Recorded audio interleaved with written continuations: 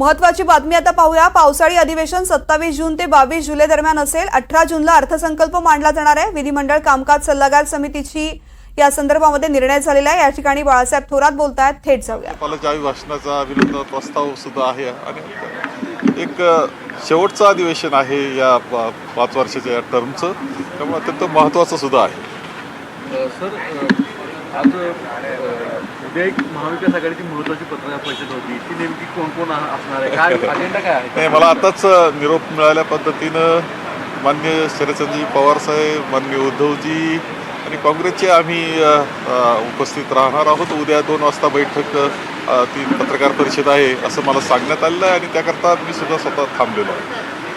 Sir, इकडे अशी एक चर्चा आहे की मोठा भाऊ छोटा भाऊ कोण नेमका, प्रदेशाध्यक्षांपासून ते संजय राऊतांपासून वेगवेगळी विधानं येतात, ह्या सगळ्या पार्श्वभूमीवर एकत्रित असण्याचा हा स्रोत नाही, याच्यामध्ये काही नाही। महाविकास आघाडी म्हणून आम्ही अत्यंत चांगलं काम हे लोकसभेमध्ये केलेलं आहे आणि लोकांनी सुद्धा खूप चांगला प्रतिसाद आम्हाला दिलेला आहे। यामध्ये मोठा भाऊ छोटा भाऊ हा विषय नाही, आम्ही एकत्र पद्धतीनं काम करणार आहोत।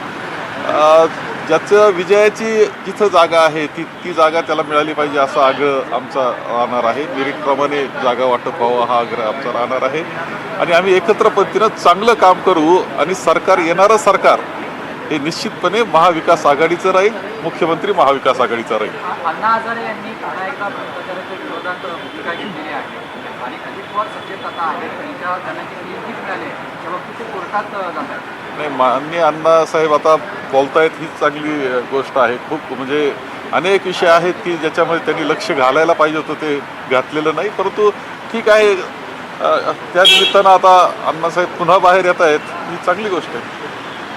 सर, हिंदी में जानना चाहेंगे वर्किंग कमेटी की बैठक हुई, अंदर किन विषयों पर चर्चा हुई? कामकाज सल्लागार समिति की बैठक आज हुई है और 27 तारीख को अधिवेशन शुरू होने वाला है, 12 तारीख जुलाई तक चलने वाला है।